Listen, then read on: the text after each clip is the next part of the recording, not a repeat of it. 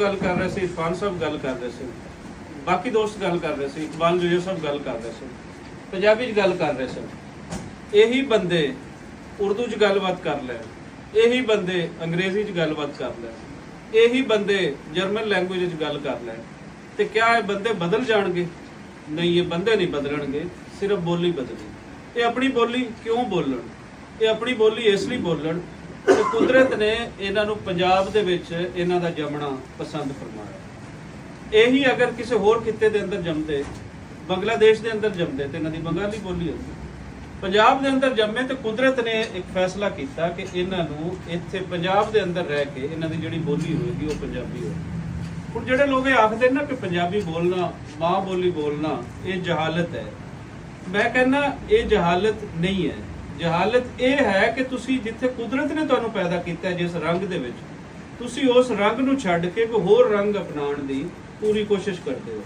सो पंजाबी ना बोलना मेरे नज़दीक पंजाब दे लोगों वास्ते जहालत है। वो जहालत क्यों है? दुनिया जहान दे लोगों दा ज़बानां दा एक इदारा है यूनेस्को। यूनेस्को अक़वाम मुत्तहिदा दा इदारा है। वो आखदा है भी किसी भी बंदे वास्ते, किसी भी बच्चे वास्ते सब तो अहम उसकी वो जबान है जिहड़ी उसके घर दी है, जिहड़ी उसकी माँ दी है, जिहड़ी उसके प्यो दी है। हुण वो जबान क्यों जरूरी है? वो जबान इस वास्ते जरूरी है कि बच्चा जदों माँ के पेट च होंदा है उदों आवाज़ां सुननियां शुरू कर दिंदा है, उसने सीखण दा अमल उत्थों शुरू कर लिया। हुण जदों बच्चा जमदा है वो 4-5 साल का होंदा है तो उहदा ज़खीरा अल्फाज कोई 5-6 हज़ार लफ्ज़ां दा वो हो जाता है। साडे इत्थे जिहड़ा स्कूल सिस्टम है वो की है, वो जदों स्कूल दे विच असीं उस तो वो बोली खोल ही जाती है। वो बोली नूं जिहड़े लफज हैं वो दरख्त जिहड़ा रुख है वो दरख्त बन गया, जिहड़ा कोई मुर्गा है, कुक्कड़ है, उन्हां दे नाम बदल गए। वो नाम बदलण दे विच वो बच्चा कन्फ्यूज होंदा है। और पहली स्टेज ते तुसीं देखदे हो कि बच्चों के ज़हनां ते बहुत प्रैशर होंदा है। अगर उन्हां नूं असीं शुरू तो उस बच्चे की माँ बोली के अंदर तालीम दईए तो वो बच्चा कन्फ्यूज नहीं होएगा, वो बच्चा पढ़ेगा। उस बच्चे नूं दस दिता जाए घर के अंदर जिहड़ियां इस्तेमाल होने वाली शैयां उही उस सामने नज़र आउण स्कूल के अंदर किताबां दे विच ते उहदे वास्ते आसानी होएगी। पंजाब का जिहड़ा एजुकेशन सिस्टम है ये क्यों इतना मुश्किल एजुकेशन सिस्टम है? ये इसलिए मुश्किल एजुकेशन सिस्टम है कि 1870 दे विच 1870 तो पहले जदों पंजाबियों की राय अहमद का खरल और उस वेले दे वट्टू जोईए, फतेहाने, मुरदाने, इन्हां ने गोरे के खिलाफ एक बहुत वड्डी जंग लड़ी और इन्होंने कहा भी असीं गुलामी तस्लीम नहीं करते। उस वेले दी सुपर पावर के खिलाफ खड़ा होना, फिर अपने पिंड छड़वाने, काले पानियां दी सज़ा इन्हां नूं होई, लेकिन गुलामी नहीं इन्हां ने मन्नी। उस वेले जिहड़ा गोरे ने आके बाद दे विच एजुकेशन सिस्टम तरतीब दिता, जदों इन्हां ते कब्जा जमा लिया सारिਆਂ ते, वो एजुकेशन सिस्टम सी कि उहदे अंदर पंजाबी नूं कढ दिता गया। साडी 6वीं नस्ल है जिंदे तो पंजाबी दूर की गई। इस तो पहले पंजाब के अंदर पंजाबी लिखाई पढ़ाई जाती रही और उस वेले पंजाब का लिटरेसी रेट कोई 80-85% के नेड़े आ। जबान बदली, रातों रात सारे पंजाबी जाहिल हो गए। हुण अज इत्थे जिस लैवल ते असी जिस बेस ते असी लिटरेसी रेट अपना सैट करके बैठे हैं, अज ये कह दिता जाए कि जनाब तुसी जर्मन लैंगुएज पढ़ोगे तो तुसी पढ़े लिखे अखवाओगे, तो फिर असी कितने को पढ़े लिखे अखवावांगे? सारे जहल हो जावांगे। सो साडे नाल खेड ये खेडी गई कि बोली खो ली गई। बोली ये नहीं होंदी कि सिर्फ बोली असी बैठे हैं तो उसकी गल है तुसी मेरे नाल कीती, मैं तुहाडे नाल गल कीती। इसदे अंदर हज़ारां साल का तहजीबी विरसा इसके अंदर होंदा है। किसी भी कौम की तारीख उसके अंदर होंदी है, उसके शहरी विरसे के अंदर उस कौम की तारीख होंदी है। बाबा फरीद जो लिख रहा है वो उस वेले दे पंजाबियां दे जो एक मुआशरती उस लैवल सी वो लिख रही है। बुल्ले शाह जो लिख रही है उस वेले दा पंजाब लिख रही है। वारिस शाह जो लिख रही है उस वेले दा पंजाब लिख रही है। सो पंजाबी असी पढ़ांगे, पंजाबी दे नेड़े आवांगे तो सानू पता चलेगा भी पंजाबी दा विरसा की है, पंजाबी दी तारीख की है। सानू उहदे तो हटा दिता गया। हुण मेरा क्या हक नहीं है कि मैं इस वेले मंडी सादिक गंज के अंदर खड़ा, तुसी मंडी सादिक गंज के अंदर जम्मे पले हो, तुहाडा हक नहीं कि तुसी इत्थों दी गल करो भी इहदी बेहतरी वास्ते यह चीज़ है। पंजाब के हर पंजाबी का हक है कि पंजाब की बेहतरी वास्ते सोचे।